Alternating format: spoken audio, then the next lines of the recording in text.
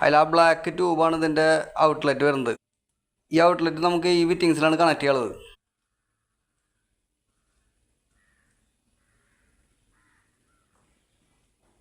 അടുത്തത് നമുക്ക് waste കപ്ലിങ്ങിൻ്റെ setting എങ്ങനെയാണെന്ന് നോക്കാം.